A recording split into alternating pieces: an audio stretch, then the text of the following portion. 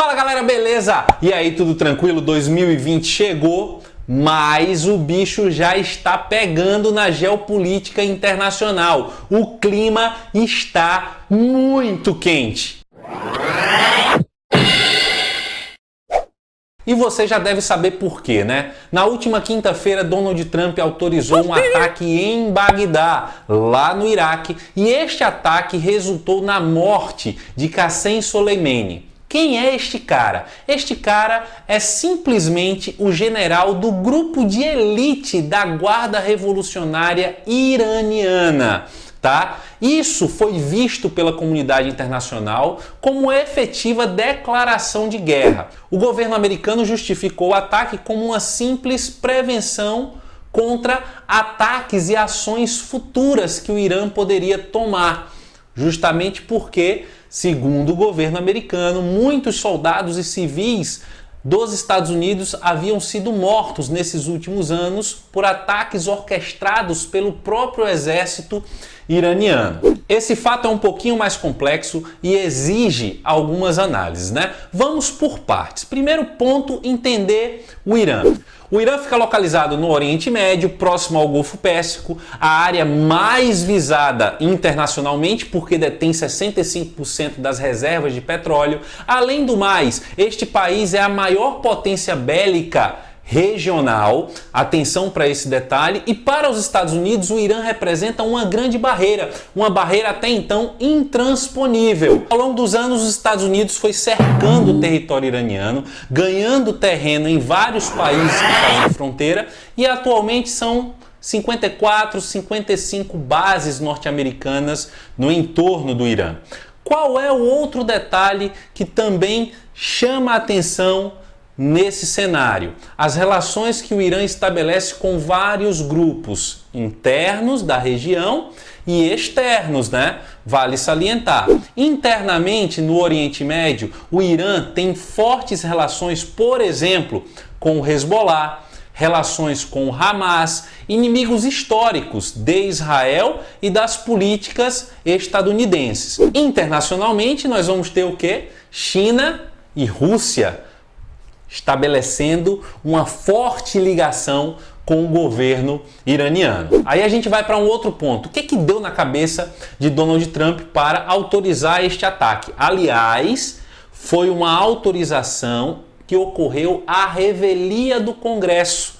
Geralmente, um ataque que pode resultar numa declaração de guerra precisa ser autorizado pelo Congresso dos Estados Unidos, fato que não aconteceu.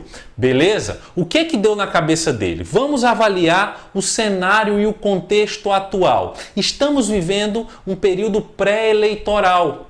Lembre-se, Estados Unidos historicamente não troca de presidente, ou em período de guerra ou na iminência de uma guerra.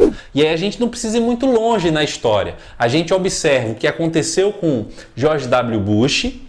Ele teve um governo contestado desde o início, desde o seu processo eleitoral, suspeitas de fraude e tudo mais, não foi muito bem aceito, assume o poder mesmo assim e logo no seu primeiro ano vem o ataque às Torres Gêmeas. Isso aí acaba caindo como uma luva, por quê? Porque a partir do ataque às Torres Gêmeas dá-se início a chamada caça ao terror, a doutrina Bush, e essa doutrina vai resultar na invasão no Afeganistão, a invasão do Iraque, e aí, nesse contexto, chega as eleições e George Bush vai ser reeleito. Depois dele vem Obama, e aí você pensa, pô, será que Obama fez alguma coisa nesse sentido? Vamos prestar atenção. Obama, ele assume o governo naquele turbilhão logo após o início da crise de 2008, aquela grave crise, a bolha do mercado imobiliário nos Estados Unidos que estoura.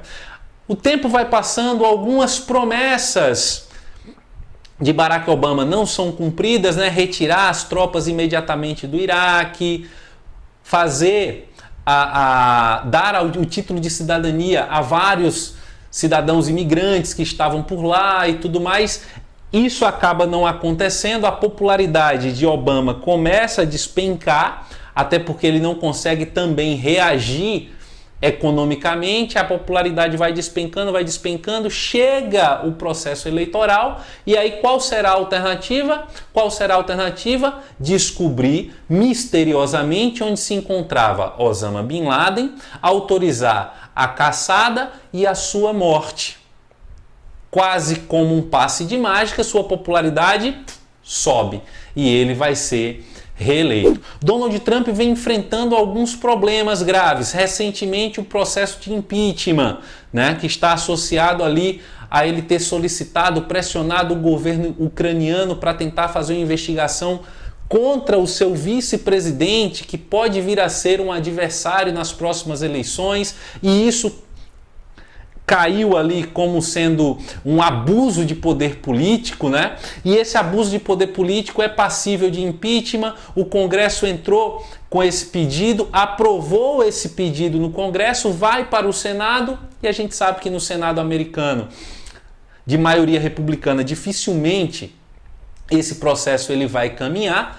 Porém, caso os Estados Unidos entre em guerra ou esteja na iminência de uma guerra, isso pode alterar de maneira decisiva a corrida eleitoral. E para fechar esse raciocínio, recentemente o Irã anunciou a descoberta de um novo campo de petróleo. Sabe quantos barris de petróleo dá para ser explorado lá? Pasme, 50 bilhões de barris. Será que os Estados Unidos está precisando levar a democracia ao Irã agora? Vamos ficar atentos às próximas notícias e o desenrolar dessa história toda, mas esperamos que no final das contas tudo acabe bem, beleza?